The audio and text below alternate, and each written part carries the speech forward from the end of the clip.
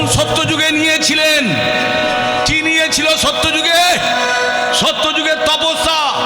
তপস্যা কারা ভোগ করবে? এই যে আসতে মা, এগুলো কাদের মা? আপনাদের? হ্যাঁ, একটু সামলান মা।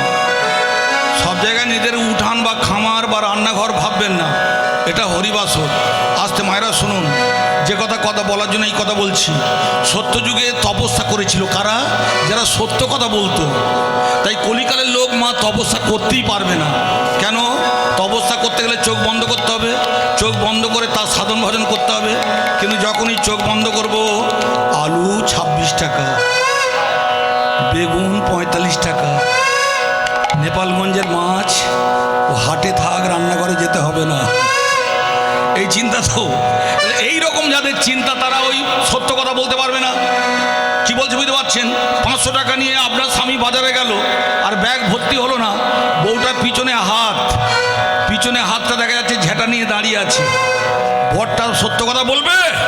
তাই কলির মানুষের নেতা হোক আর রাজা মন্ত্রী যেই হোক, অত সহজে সত্য কথা বলতে পারবে না। তাই সত্যের তপস্যা তারা করতে পারবে না। তাই ভক্তমণ্ডলী মায়েরা, ভগবান বললেন, আমি সত্য যুগে নিয়েছি, তোমরা আমাকে দিয়েছ সত্য। সত্য সত্য 4টে সত্য দিয়েছিল। আর 4টে সত্য দেওয়ার পর আমরা কারা? আমরা নর মানে মানুষ। আমরা কি হলাম? নর নারায়ণ। তাই সত্য যুগের মানুষ নারায়ণ ছিলেন। আজ থেকে 10 বছর আগে কি হবে তারা বলে দিতে পারত। কালকে সকালবেলা কি হবে বলতে পারবো না ভক্তমণ্ডলী। তাই সত্য যুগে ভগবান আমাদের কাছ থেকে নিয়েছিলেন সত্য কথা। আর সত্য কথা যারা বলে তারা ভগবানের কোলে শুয়ে পড়ে থাকে। সত্য চলে গেল, এলো আমাদের মগধ ত্রেতা যুগ। ত্রেতা যুগে রাজা রামচন্দ্র এসেছিলেন। তিনি কি করেছিলেন? রামচন্দ্রকে পেতে গেলে হোম যাগযজ্ঞ অনুষ্ঠান করতে হয়, করেছিলেন, পেয়েছেন। তারপরে কি করেছিলেন? কৃষ্ণ কার্তিক কালাধিকা রাধিকা আপনারা কাত্যায়নীব্রত করেছিলেন। ঘর ছেড়ে চলে গিয়েছিলেন। শাশুড়ির কথা শোনেন না, ননদীর কথা শোনেন না। কেন? আপনারা পরিষ্কার বুঝতে পেরেছিলেন, বিছানার স্বামীকে বাঁচাতে গেলে তুলসী তলার স্বামীকে রক্ষা করতে হবে। তাই জলা নিতে যায় ললিতা যমুনার ঘাটে।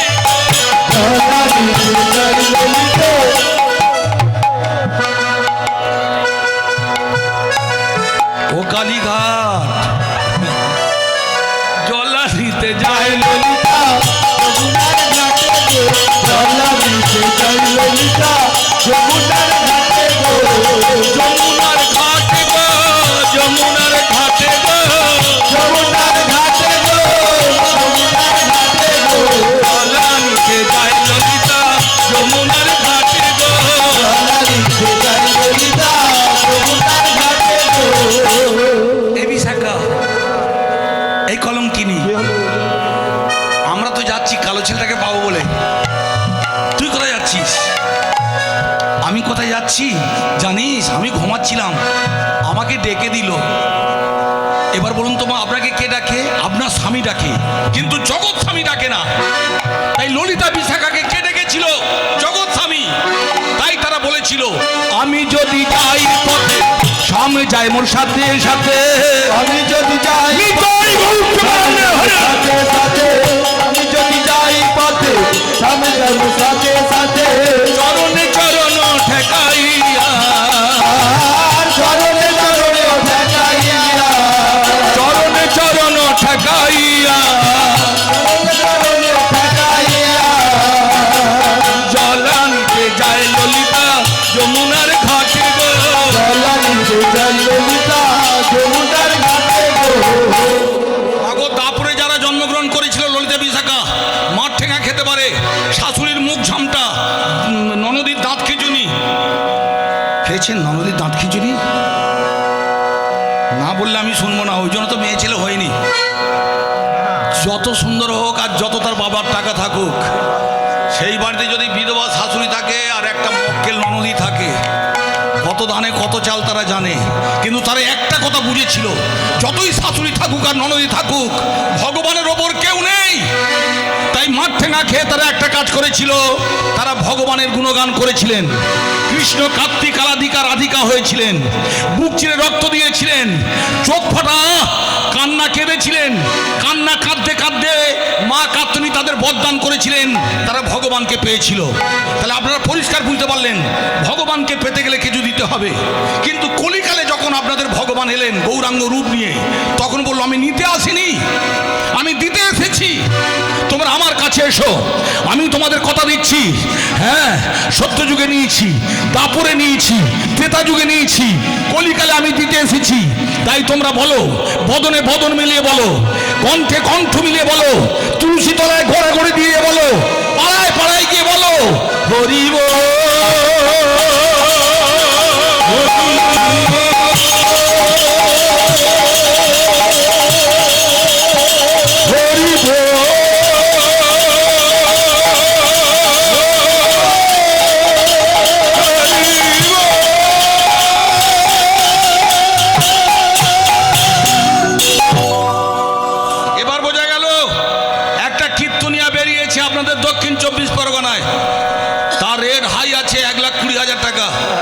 সে বলে যাচ্ছে ভগবান অসুর, ওর গুণগান করো না, আর কলিকালের গৌরাঙ্গকে বলছে ভগবান নয়। কিন্তু আপনারা শুনে যান ভক্তমণ্ডলী মায়েরা, আমি যে কথাগুলো বলছি হয়তো রসিয়ে বলছি, কিন্তু সব ভগবানের কথা বলছি। আপনাদের উপনিষদ কি বলছে দেখুন, আপনাদের অথর্ববেদ কি বলছে দেখুন গৌরাঙ্গ সম্বন্ধে। অথর্ববেদে ভক্তমণ্ডলী পিতা ব্রহ্মা মহর্ষি প্রহ্লাদকে বলছেন, নবদ্বীপে গঙ্গার তীরে, সুরধনী গঙ্গার তীরে ব্রাহ্মণ কুলে কাঁচা সোনার মতো চাপা ফুলের মতো যে সন্তানটা আসছে, হ্যাঁ, ওর নাম হবে গৌরাঙ্গ। শুধু তাই নয়, ও কিন্তু ভক্ত নয়, ও অবতার নয়, ও সরাসরি ভগবান। কে বলছেন? পিতা ব্রহ্মা। এবার বুঝতে পারছেন? যাত্রার ঝাড়ে বাঁশ কাটতে যাবেন না। যারা ভগবানকে অপমান করে টাকা পয়সা নিয়ে হরিবাসর থেকে চলে যাচ্ছেন, আপনাদের জিভ কিন্তু খসে যাবে। আমিও জমিদারের বাড়ির বাচ্চা ছিলাম, আজকের আমাদের তাল পুকুর আছে, ঘটি ডোবে না, তাই চিরকাল কারো সমান থাকে না। আজকে রক্তের তেজে আপনি বলতে পারেন, আমি যদি মিথ্যে কথা বলে যাই, এই দুটো ভাগনা আর বছর ঢিবে তুলবে। আসতেই গো মা, থালায় মুড়ি নয়, গামলি ভর্তি মুড়ি, এমনি এমনি। ভক্তমণ্ডলী মায়েরা, তাই ভালোবাসা পেতে গেলে আগে ভালোবাসা দিতে হবে। যাত্রা সম্বন্ধে যাতা বলবেন না। যারা দুশমন, যারা শয়তান, তারা শয়তানি চাল চালবে। কিন্তু যারা ভগবানের ভক্ত, তারা বলবে জয় জয় শ্যাম সুন্দর কি। দেখলেন মা, এত করে বললাম ওরে তোরা হরিনাম কর, কলিকালে ছাড়া কোনো গতি নেই। কটা কাঁটাতারের বেড়ায় অত সেজে গুজে এসে ঢিবি হয়ে বসে আছে। এমন মুখের অবস্থা যেন মনে হবে মরা পড়াতে এসেছে। এইরকম কারবার করবেন না দিদি ভাই। একবার বলুন জয় জয় শ্যাম সুন্দর কি, গিরিধারী লাল কি, মণিবাড়ি লাল কি। এত করে গৌরাঙ্গ আপনাদের গৌরহরি নবদ্বীপের দ্বারে দ্বারে বলেছিলেন, কিন্তু তবু আপনারা তার কথা শুনলেন না। বুঝতে পারছেন? তাই কলিকালে যা হওয়ার তাই হলো। সেই গৌরাঙ্গ 24 বছর, 24 বৎসর শেষ যেই মাঘ মাস, তার শুক্লপক্ষ প্রভু করিলা সন্ন্যাস। সন্ন্যাস করিয়া প্রভু গুরু নমস্কারী, বদন ভরিয়া গোরা ও ব্রজের নন্দন কানাইয়া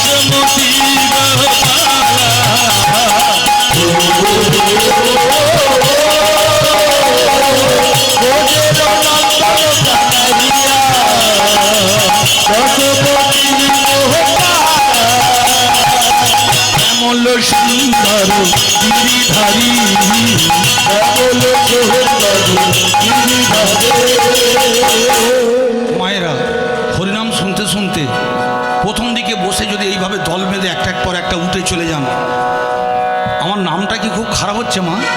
হরিনামটা খুব খারাপ লাগছে? মোটামুটি হচ্ছে তো? তবু উঠে যাবে। আমার মা বলে দিয়েছে, ও বাবা তুই ছেলেদের যা বলিস বলিস, মেয়েরা অবলা নারী, তাদের কিচ্ছু বলিস না। অবলা বলে এদের ছেড়ে দিলাম, অল্প বয়সের ছেলে হতো, বুঝতে পারছেন মায়েরা, আমাদের ঘরে বন্দুক আছে, শুধু গুলি নেই। 4টে গুলি কিনে তো হরিবল দিতাম। পাড়ার ছেলেরা এত কষ্ট করে হরিবাসর দেখেছেন, প্যান্ডেলটার কি অবস্থা, কত দামি প্যান্ডেল, এত দামি মাইক যেটার, ওখানে মা সরস্বতী দাঁড়িয়ে আছেন, ওখানে ভগবান শ্রীমতী রাধারানীকে নিয়ে পাশে দাঁড়িয়ে আছেন, আর আপনারা আমার মা ভগবানের ভক্ত, হরিবাসর থেকে যাওয়ার চেষ্টা করবেন না কেন? ও শ্যামল সুন্দর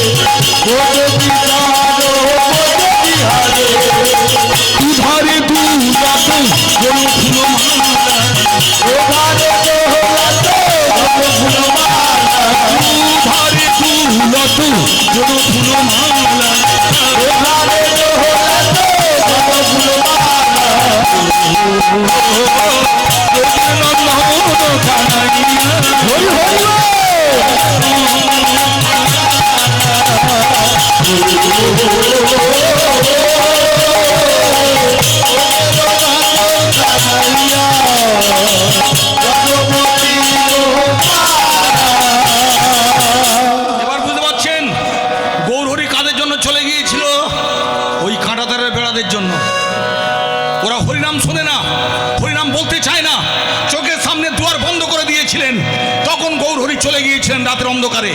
এবার শুনুন, আপনারা সবাই জানতেন আপনাদের গৌরহরি নবদ্বীপ ত্যাগ করে চলে যাবেন, শুধু তাই নয়, ভক্তমণ্ডলীর 14 বছরের মেয়ে দেবী বিষ্ণুপ্রিয়াও জানতো যে তার গৌরহরি তার সংসারে থাকবে না। আপনাদের নিমাইয়ের মা শচী দেবী তিনিও জানতেন তার নিমাইকে ধরে রাখতে পারবো না। ভক্তমণ্ডলী সবাই জানতো চলে যাবে, কিন্তু কবে যাবে, কখন যাবে জানতো একমাত্র দাদা নিত্যানন্দ, নিতাই একমাত্র জানতো। তাই গভীর রাত্রিতে পথের মাঝখানে চুপটি করে দাঁড়িয়েছিলেন। যখন গৌরহরি কাঁদতে কাঁদতে নবদ্বীপ ত্যাগ করে চলে যাচ্ছেন, তখন ছুটতে ছুটতে গিয়ে ভাইটাকে জড়িয়ে ধরে বললে, ও ভাই, ও নিমাই, আমি তোমার দাদা নিতাই, তুমি কেন চলে যাচ্ছ? সত্যি করে বলো, কেন তুমি চলে যাচ্ছ? আমি কেন যাচ্ছি জানো দাদা? কেন? ওরা কেউ তো হরি বলে না রে, হরি হরি কেউ তো হরি বলে না রে,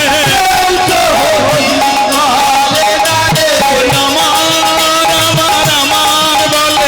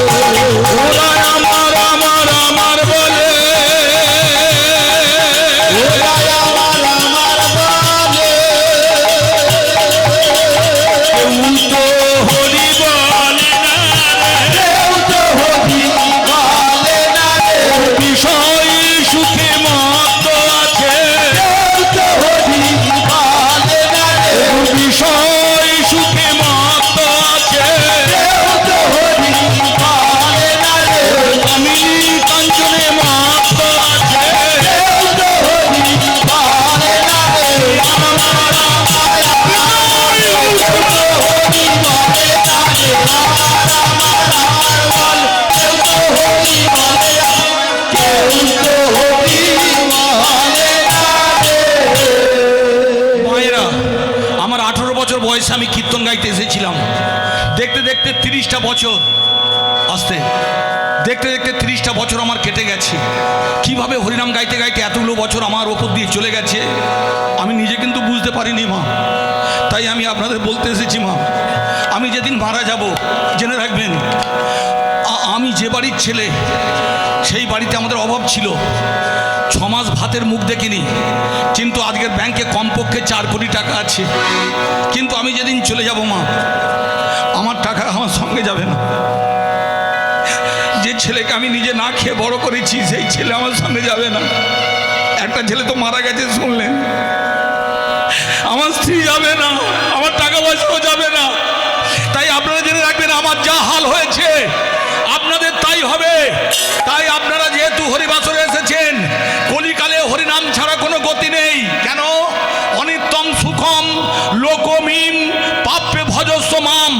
এই কথার মানে হলো সংসার অনিত্য, প্রপঞ্চ মায়াময়। এখানে আপনি দুঃখ পাবেন, সুখ পাবেন না। আরো বললেন, মামে বৈশাখী যুক্ত বোমা আত্মানং মত পরায়ণ। তার মানে হলো এই দুঃখের সাগর থেকে পার হতে গেলে, ত্রিতাপ জ্বালার হাত থেকে বাঁচতে গেলে আপনাকে ভগবানের গুণগান করতে হবে, তার নামের সঙ্গে যুক্ত হতে হবে। এবার বুঝতে পারছেন? আমি যখন চলে যাব কিছু নিয়ে যেতে পারবো না, আপনিও নিয়ে যেতে পারবেন না। সেই যখন নিয়ে যেতে পারবো না, আমি যেদিন মারা যাব আমার সঙ্গে দুজন যাবে, নাম যাবে আর পান যাবে। তাই বলুন, জয় জয় শ্যাম সুন্দর কি, গিরিধারী লাল কি, পরিবারী লাল কি। ভক্তমণ্ডলী মায়েরা, এবার বুঝতে পারছেন কেন গৌরহরি চলে যাচ্ছেন। আমাদের ভাগ্য ভালো যে আমরা ভগবানকে সন্তান রূপে পেয়েছিলাম। আমাদের দুঃখের কপাল, ভগবানকে পেয়ে হারিয়েছি। জেনে রাখবেন মা, যার কিচ্ছু নেই তার কোনো অভাব নেই। যার সব কিছু ছিল সে যদি গাছতলায় বসে কাঁদে, তার চেয়ে দুঃখী আর পৃথিবীতে কেউ নেই। তাই আমি আপনাদের বলতে এসেছি মায়েরা, গৌরহরি যখন চলে যাচ্ছিলেন বলছিল ওরা কেউ হরিনাম করছে না, হরিনাম শুনছে না। এত করে যখন বলতে এলাম, ওরা যখন আমার কথা শুনলো না, আমি কাঁদতে কাঁদতে চলে যাচ্ছি। সেই সময় পরম বৈষ্ণব সনাতন গোস্বামী প্রভুর চরণ দুখানি জড়িয়ে ধরে বললে, সেই যখন তোমাকে ধরে রাখতে পারবো না, সেই যখন নবদ্বীপ ত্যাগ করে ভগবান চলে যাচ্ছ, উত্তর দাও ভগবান, আমরা হরিনাম করব। তুমি যখন বলছো হরিনাম করলে মুক্তি, হরিনাম করলে শান্তি, হরিনাম করলে তবে ভগবানের চরণে ঠাঁই পাবো, সেই হরিনামটা কিভাবে বললে, কেমন করে বললে তবে মুক্তি পাবো বলে দাও। এতদিন হরিনাম গাইতে এসে প্রথমে পেটের জ্বালায় হরিনাম গাইতে এসেছিলাম, কিন্তু আপনাদের বেদ পুরাণগুলো পড়তে পড়তে আজকের পরিষ্কার আমি একটা কথাই বুঝতে পেরেছি। ভক্তমণ্ডলী, সে কথা কি জানেন? কিভাবে হরিনাম করলে ভগবানকে পাওয়া যাবে। মাগো, আমার আপনজন কেউ নয়, আপনারাই আমার আপনজন। আমি যদি আমার বাড়িতে হরিনাম করি, আমার ছেলেও শুনবে না, আমার মেয়েও শুনবে না, আমার বউটাও শুনবে না। কেন? আমার ঘরের স্বামী ও যখন তখন শুনতে পাবো, এই বলে বলে বেলাগুলো কাটিয়ে দিচ্ছে। কিন্তু আপনারা ভক্তের দল, হরিনাম শুনতে এসেছেন, তাই আমি আপনাদের আমার মা মনে করে বলছি, কিভাবে হরিনাম করলে তবে হরিকে পাওয়া যাবে, তার চরণ তলে পৌঁছানো যাবে। শুনে রাখুন, ভগবান গৌরহরি আজ থেকে 527 বছর আগে নবদ্বীপের মাটিতে দাঁড়িয়ে বললেন, নামে রুচি জীবে দয়া বৈষ্ণব সেবা, কলিকালে ইয়া ধর্ম শোনো সনাতন। নামে রুচি জীবে দয়া হরি হরি কলিকালে ইয়া ধর্ম শোনো সনাতন। নামে রুচি জীবে দয়া বৈষ্ণব সেবা, কলিকালে ইয়া ধর্ম শোনো সনাতন। নামে যার রুচি আছে,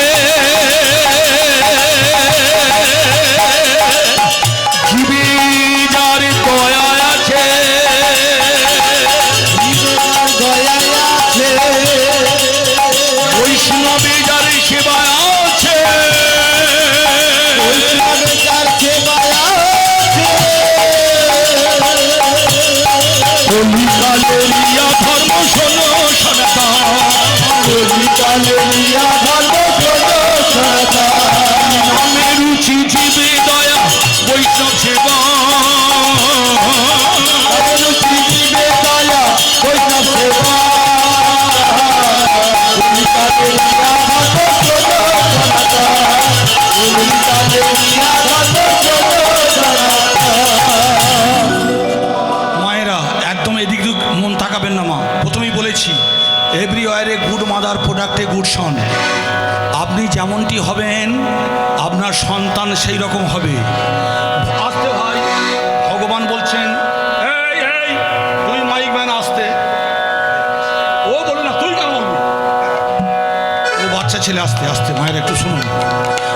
রুচি জীবে দয়া। খুব ভালো করে শুনবেন, যেহেতু কলিকালে এসেছেন, গলায় মালা পরেছেন, হরিনাম করলে যদি ভগবানকে পাওয়া যেত, এই পাড়ার একটাও বন্ধ থাকতো না, প্রত্যেকের বাড়িতে হরি থাকতো। কিন্তু হরি থাকবে না কেন? তিনটে কাজ করতে হবে, নামে রুচি জীবে দয়া। ভগবানকে পেতে গেলে তিনটে জিনিসের দরকার। কি? একটা ভক্তি, একটা বিশ্বাস, আর একটা চোখের জল। বেশি বইটই পড়াশোনা করতে হবে না। যে অল্প জানে মা, সে কম জানলেও যেটুকু জানে সঠিক জানে। আর যে বস্তা ভর্তি করেছে, ওতে চালের চেয়ে আগড়া বেশি। তাই আপনারা শুনে যান, তিনটে জিনিস ঠিক রাখতে হবে। নামে রুচি। নামে রুচি কিভাবে আসবে শুনে রাখুন। নামে রুচি না হলে হবে না। 103-4 জ্বর, 1 মাস ভোর টাইফয়েডে ভুগছেন, যখন সেরে গেলেন তখন কিচ্ছু ভালো লাগবে না, রুচি গেছে, অরুচি এসে গেছে। আচ্ছা, অরুচি সারাতে গেলে কি লাগে? কাঁঠাল পাতা রস, তাই তো? এতদিন তাই শুনেছি। তাহলে কাঁঠাল পাতা রস দিয়ে আপনার রুচি আনছেন। ভগবানের প্রতি রুচি আসবে কিভাবে? ভোর 4টের সময় উঠবেন। উঠে মেয়েদের প্রথম কাজ, মেয়েদের 5টা স্বামী আছে। আপনারা হয়তো অনেকে জানেন না, 5টা স্বামী আছে। পঞ্চদেবতা সব আপনাদের আপনজন। এখন কথা হচ্ছে, 5টা স্বামীর মধ্যে 2টো স্বামী তো থাকবে। ও দিদি, একটা স্বামী থাকবে বিছানায়, খোকার বাবাটা,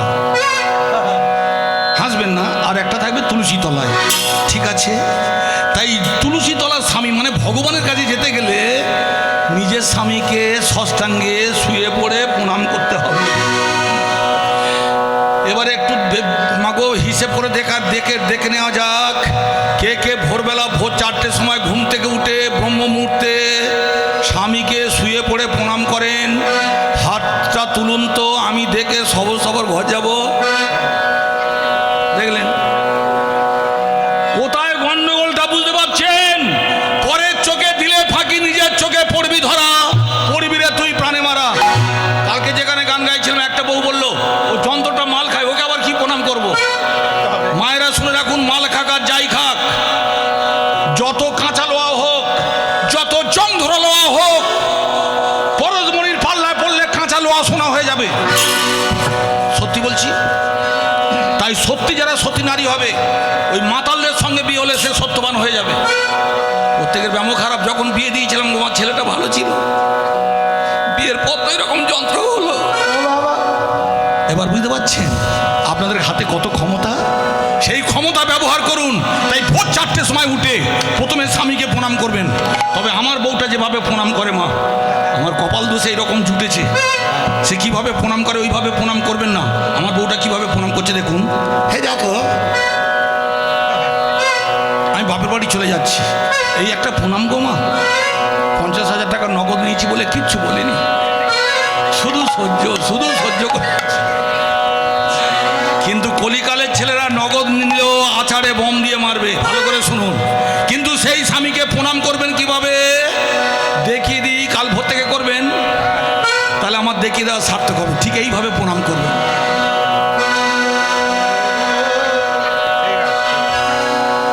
কলিকালে ইয়া ধর্ম সনাতন, কলিকালে